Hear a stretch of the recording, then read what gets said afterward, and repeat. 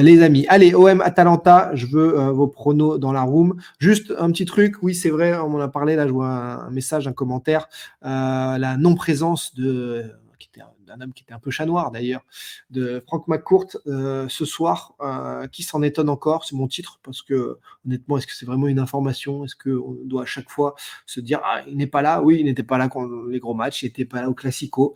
Il était là pour Marseille-Leipzig à l'époque, c'est pour vous dire qu'il y a des choses qui ont changé depuis. Il n'était pas là pour le OM Atalanta. McCourt est passé à autre chose, son livre, le projet Liberty.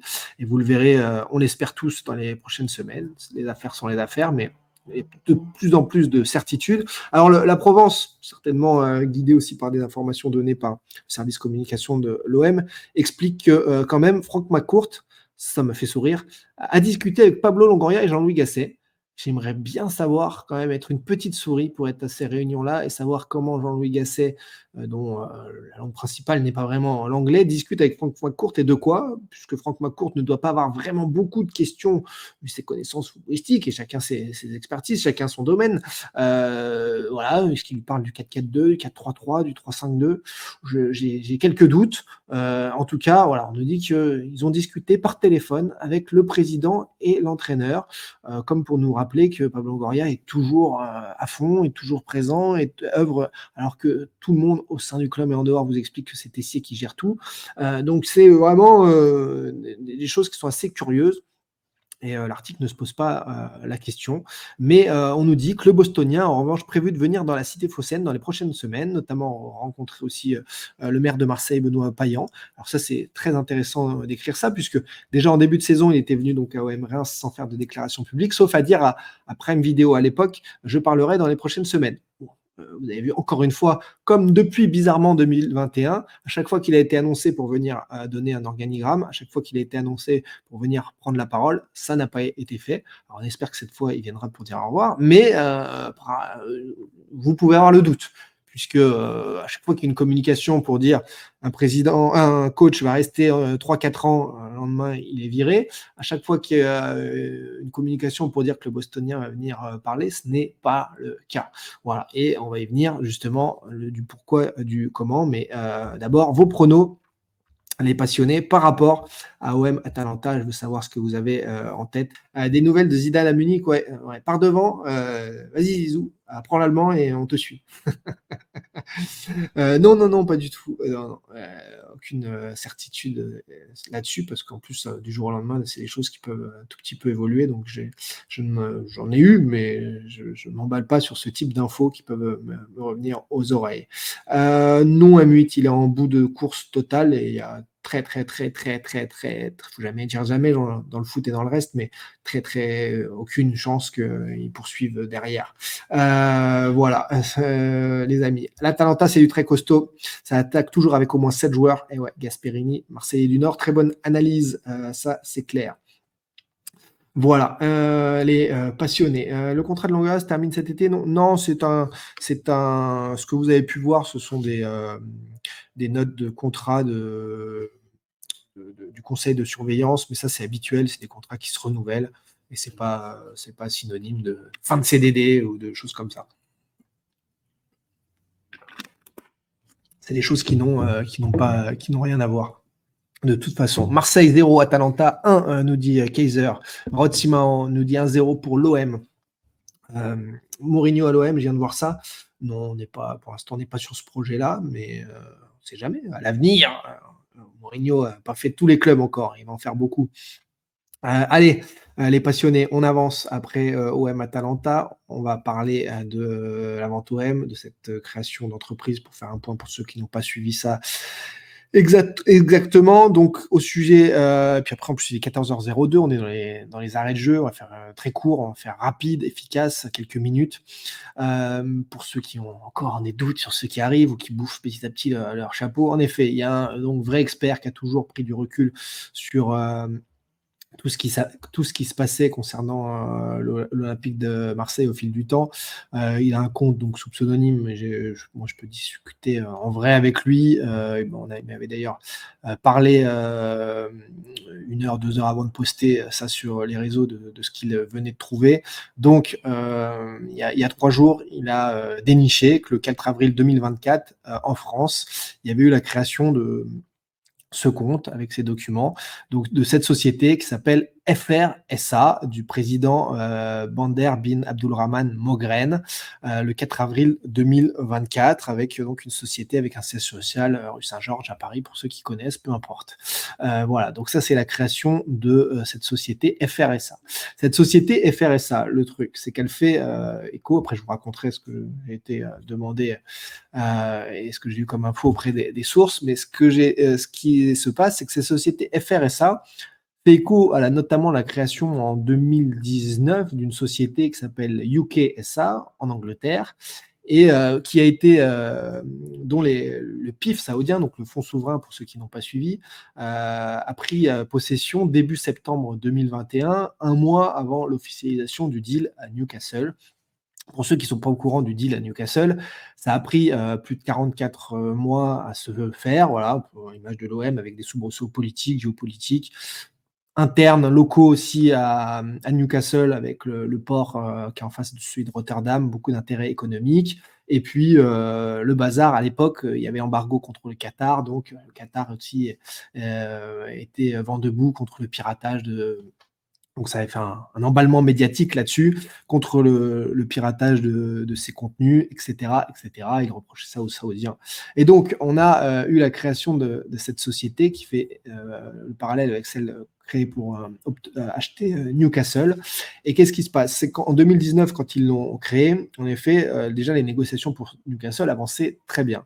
Ensuite, quand j'ai eu les informations, dans le premier semestre 2020 concernant, l'OM et Newcastle, concernant les négociations parallèles, beaucoup de sources du côté des acheteurs évaluaient, et je l'avais déjà dit en vidéo, la façon de boucler Newcastle durant le mois de juillet 2020 avec sérénité. Je disais que c'était à 80% fait, et finalement, pour les raisons politiques, donc géopolitiques dont je viens de parler, ça avait été repoussé, et repoussé d'un an et voilà, 15 mois, puisque c'était sorti finalement en octobre 2021. Mais ce qui s'était passé, c'est que cette société UKSA avait été prise, et c'est dans les PV aussi de cette société, à partir de septembre 2021 seulement, un mois avant, par le PIF. Là, ce qui se passe en France, c'est la création donc de FRSA. Quand vous allez poser des questions du côté d'hommes d'affaires, avocats, hommes politiques aussi, même là, encore hier, qui parlent de ce sujet et qui désormais sourient, ont des clins d'œil, ou disent oui, oui, c'est lié à une future possible, fort possible officialisation du deal olympique de Marseille. Ils vous disent que FRSA a été activé pour l'OM. Certains ont eu vent très tardivement, puisqu'on a déjà parlé en février, en mars, de l'intérêt des pourparlers d'un prince saoudien et non pas d'un consortium d'un prince saoudien pour l'AS Monaco, ça n'a strictement rien à voir. Quand vous montez une société pour acheter 66% là, de l'AS Monaco, ce qui était envisagé, et avec Monaco, ce n'est toujours pas fait d'ailleurs, à la différence de ce qu'il y a avec l'OM, eh bien, vous installez à Monaco. Voilà, vous n'installez pas un siège à Paris. Et là, le siège parisien est fait donc pour les activités de l'Olympique de Marseille. Ce qu'on sait, c'est que c'est toujours les confirmations que ce sera un consortium à l'Olympique de Marseille avec différentes parts et donc les Saoudiens en tête d'affiche. Mukesh Ambani, toujours aussi des confirmations là-dessus. En termes de pourcentage, on ne sait pas. Et pareil, mais c'est anecdotique, est-ce que McCourt garderait un peu moins de 5% pendant 1-2 ans pour continuer de faire fructifier et montrer qu'il n'a rien lâché, qu'il a été toujours impliqué. Peu importe d'ailleurs, ça c'est anecdotique, ce n'est même pas de l'information. En tout cas, ce qui est sorti est très très intéressant. Le reste, ça peut être de la énième coïncidence, de l'anecdotique, des dates et tout, de publication, on s'en fout complètement. Ce qui est intéressant, c'est que les sources confirment aujourd'hui que ce type de mise en place de publication va dans le bon sens, vers le feu d'artifice attendu. Et enfin, voilà, on ne pourra pas dire du côté des supporters, des gens qui s'informent sur ce sujet, que vous n'avez pas été mis au courant, que vous ne savez pas ce qui arrive, du coup. Aucune idée s'il restera à très court terme 0 ou voilà, ce sont des pourcentages minoritaires qui ne servent à rien à part les intérêts de chacun, ce sont les affaires et tant mieux pour eux, mais il y a aucun droit, pouvoir de décision. Il y a voilà, aujourd'hui, le club change de dimension par un changement de propriétaire. Quel intérêt pour les Saoudiens de venir se concurrencer dans le même championnat? Parce que, ça n'a rien à voir. Déjà, tu as, en Angleterre, Sheffield, qui est propriété d'un prince saoudien, et tu Newcastle. Donc, tu vois, ça n'a rien à voir. En Espagne, tu as Almeria qui est propriété aussi d'un prince saoudien. L'intérêt de Monaco, c'est qu'il y a un intérêt, qui peut être, en effet sur beaucoup de deals gagnant-gagnant avec la principauté, beaucoup de caritatifs, beaucoup d'événements, beaucoup bon, d'intérêts aussi fiscaux et donc tout le monde est content avec, Ribolovlev aussi qui retombe sur ses pattes, voilà, donc c'est du gagnant-gagnant et c'est, comme je l'ai déjà expliqué avec ce reprise, un achat d'opportunités, marché qui leur a permis ça ces derniers mois. Ils se disent: mais c'est même pas finalisé encore. En revanche, Marseille, c'est que le club s'est finalisé depuis un moment et tous les problèmes annexes ont créé tous ces retards, mais on est sur un projet à dimension énorme avec une aura internationale, avec le port de Fos-Marseille, l'hydrogène, avec tout ce qu'il y a d'énergie, d'emploi, de reconstruction entre guillemets de la ville, de cette ville de Marseille qui va sur 10 ans exploser au terme de loyer, en termes de plein de choses. C'est par rapport à ce qui est mis en place économiquement autour de la vente OM, de tous les rendez-vous, les intérêts, etc. Oui, c'est colossal et ça n'a rien à voir. À Marseille, il y aura, dans les semaines, mois qui suivent, le rachat du stade également qui sera adopté, à n'en pas douter, ça va avec. À Monaco, ce n'est pas question de racheter le stade Louis II. Donc voilà, ça n'a rien à voir, les 2 projets n'ont rien à voir, mais et ne sont pas concurrents et cetera. L'intérêt, c'est, d'un sorte de Big Four, oui, en Ligue 1, qui rassure aussi la ligue et le foot français. Macron qui adore le foot a un œil, là-dessus. Voilà. En tout cas pour tout ce qui est le résumé de cette mise en place et par rapport aux dernières sources que j'ai eues, par rapport à ce qui se passe et ce qui se met en place, donc pour la suite. Voilà. Soso After qui nous dit: «Mais si McCourt possède même 5 pour racheter le stade, comment ils veulent faire?» Mais non, non, ça n'a rien à voir, ça n'a rien à voir. Tu peux faire racheter, le stade par une autre entité. Là, tu rentres dans des détails qui, comme je te l'ai dit, 5 c'est pour la forme et je t'ai même pas dit si, on a pris en exemple 5 ce sera peut-être moins. Ce sont des deals, là, ce sont les intérêts de chacun et tant mieux. Voilà, jusqu'à son départ pour Sunderland, tu en avais strictement rien à faire que Kirill Louis-Dreyfus ait encore départ dans l'Olympique de Marseille. Ce n'est pas le sujet. Je sais même pas pourquoi j'ai été dire ça d'ailleurs, puisque c'est anecdotique, ça n'a aucun intérêt. Voilà, c'est les découpages des pourcentages et etc., etc. Ça va attirer de gros joueurs, le rachat saoudien? Mais bien sûr, petit à petit, sans grandir trop vite, bien entendu. Tu es obligé tu changes d'ampleur, tu changes de standing, tu changes de coach, tu prends normalement, d'après ce que dit Bruno Blanza, d'après ce que beaucoup de personnes désormais disent avec le sourire, si tu arrives à faire venir, et moi je n'arrive même pas à y croire encore à ce type de choses, un Zinedine Zidane, bah oui, il t'attire par essence. Alors, en termes d'acceptabilité, d'image, tu fais un raz-de-marée médiatique, et puis en termes d'attraction, de pouvoir d'attraction, là, c'est exceptionnel. Donc, oui, oui, tout change. Tout change, bien entendu, les passionnés. Allez, vos messages, vos commentaires encore. Donc, tu penses que le prochain mercato sera à dimension internationale, mais ça sert. Alors, en fait, c'est pas FIFA, c'est pas Football Manager, le foot, ça je le répète depuis 2020, JRM2A. Tu n'es pas en train de te monter une équipe comme en un mercato dans FIFA parce que tu as mis en, en, en difficulté facile et que tu peux acheter qui tu veux, etc. Non, oui, il y aura des choses qui vont se faire, mais étape par étape. Le club est parti de tellement loin en 2021. Je rappelle que au niveau des féminines, c'était que du bénévolat. Au niveau du centre de formation, il y avait encore des coachs, pareil, bénévoles. C'est pas possible en fait pour un club comme l'Olympique de Marseille. Donc ça s'est structuré là au fil du temps et Longoria a d'ailleurs beaucoup aidé à ça. Et c'est une des réussites du travail de Longoria sur 3 ans. Zidane peut-il venir sans Coupe d'Europe? C'est absolument pas le problème. Coupe d'Europe, pas de Coupe d'Europe, ce n'est vraiment pas un sujet. Aujourd'hui, certains confirment des accords comme Bruno Blanza l'a annoncé en premier et chapeau à lui. Voilà. Le fonds d'investissement saoudien, juste pour info, c'est 94 sociétés, oui, tu as raison, et c'est des centaines de milliards d'investissements. J'ai quand même lu, il y a encore quelques semaines, des articles en France de certains qui disaient: «Oui, le fonds, souverain, saoudien manque d'argent pour, Non, il manque pas d'argent, ils ont de l'argent quand ils en ont envie. Ce sont des c'est n'importe quoi de dire ça et au contraire, c'est du jamais vu, de une telle puissance de financement, et cetera et cetera, les passionnés. Merci à Floyd83, Warzak, également Ludo, Neymar, Jojovic, Calvin et Summer Body, Romain 063, je l'ai déjà dit pour les follow, on est 10 570, ça fait plaisir. Merci à Ludo M30 et Nico Boost pour les subs, on est ensemble. Et dans ces cas-là, il est là pour vous remercier, bien entendu. Félicitations. C'est incroyable, hein? Félicitations. Alors la vraie question du jour, mais ça je vais même pas y répondre, mais c'est juste pour vous faire sourire, vous donner un clin d'œil sur les certitudes, sur voilà ce qui arrive. On espère qu'il y aura pas d'autres aléas. C'est quand vont-ils se révéler maintenant, puisque une fois qu'on a mis en place une structure, une société en France pour ce type de choses, on a vu les changements aussi du côté de Ma Courte Europe qui permet aujourd'hui, qui a entériné l'arrivée de nouveaux associés actionnaires, alors peut-être pour l'instant minoritaires avant une officialisation qui les passeront majoritaires. Mais du coup, quand vont-ils se révéler à la tête de ce consortium? En tout cas, ce qui est assez marrant, c'est que le nom de ce monsieur, le président Bander Mogren, était aussi à la tête des grands changements opérés par l'Arabie Saoudite en Angleterre pour l'achat de Newcastle. Et que là aussi, cette personne-là chapeaute l'arrivée donc du consortium saoudien à l'OM, sachant il est aussi président de SRJ Sport Investment. C'est le nouveau fonds d'investissement basé exprès pour le sport, investir dans le sport des Saoudiens. Ça date d'il y a un peu plus d'1 an. J'ai déjà parlé des SRJ Sport. Et donc, voilà, toute cette nébuleuse, cette toile d'araignée plutôt saoudienne est en place pour se révéler autour de l'Olympique de Marseille. Si vous avez 2-3 questions, on termine là-dessus. On se retrouvera demain, 12h30, 14h en direct. Les Rois Mages arrivent à l'OM? Oui, si tu veux, ça peut être dit.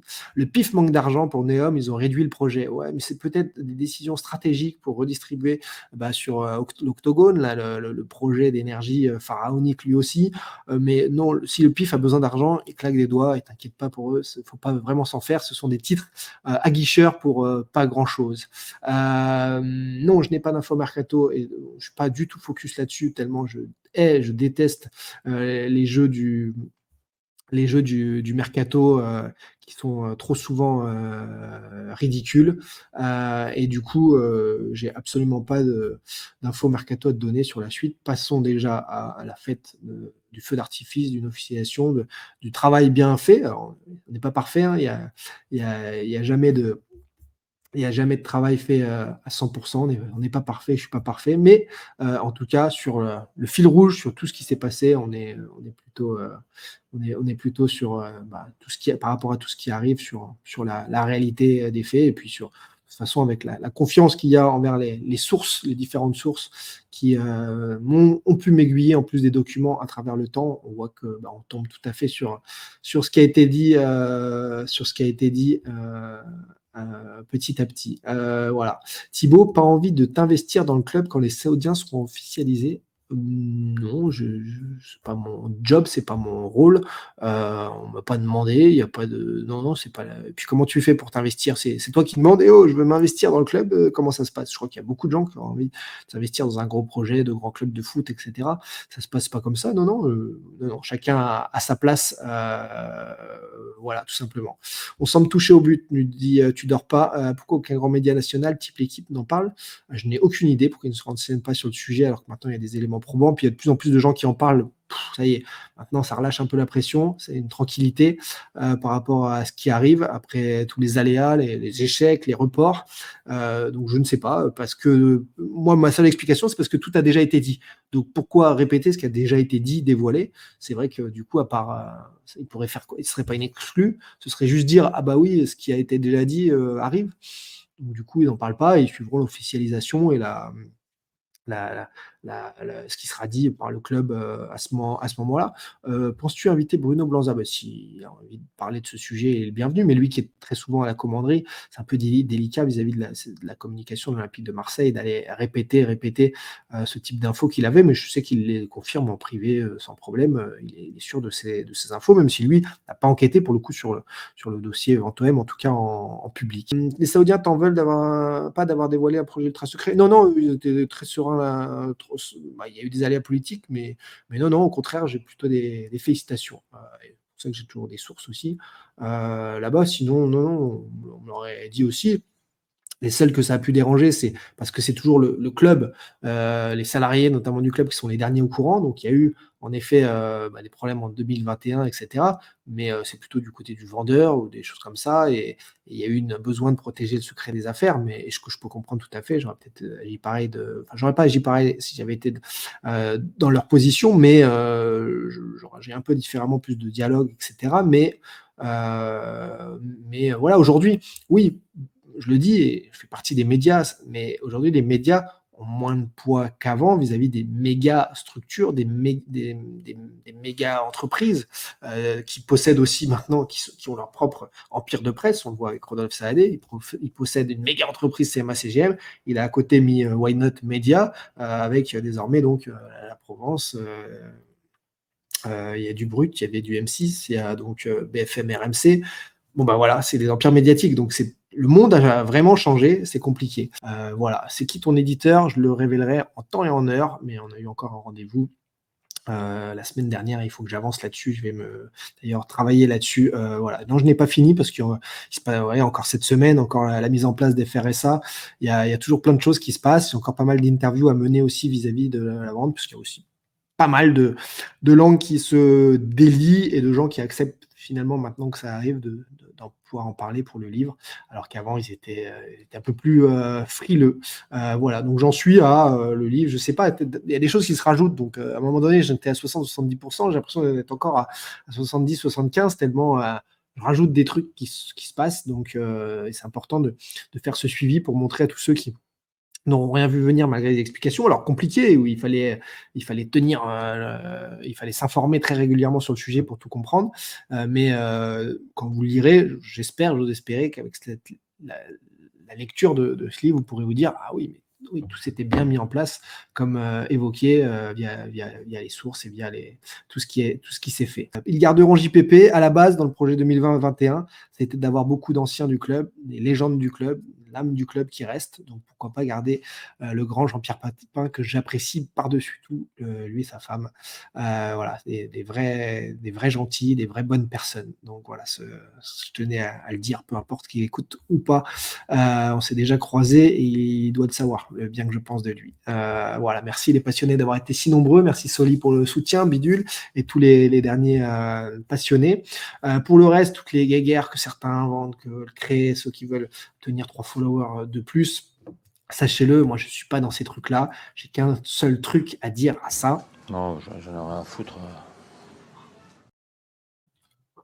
Rien à foutre, les passionnés. Voilà, on se retrouve demain en grande forme, j'espère, après un très grand match de football. J'ai hâte d'être à ce soir pour ce OM Atalanta. Ça va être régalade. Ça, c'est du foot. Ça, c'est pas la Ligue des Champions, c'est l'Europa League ce soir. Mais c'est tout pareil parce que Bayern-Roma, ça va être aussi exceptionnel. Et donc, à demain, au rendez-vous. Merci les passionnés, merci à ceux qui partagent, like, commentent. On se retrouve pour un peu sur Twitter pour commenter le match de ce soir, mais demain, en direct. Prenez soin de vous et des autres. Ça, c'est le principal. Et à demain pour un nouveau Déj Foot en grande forme.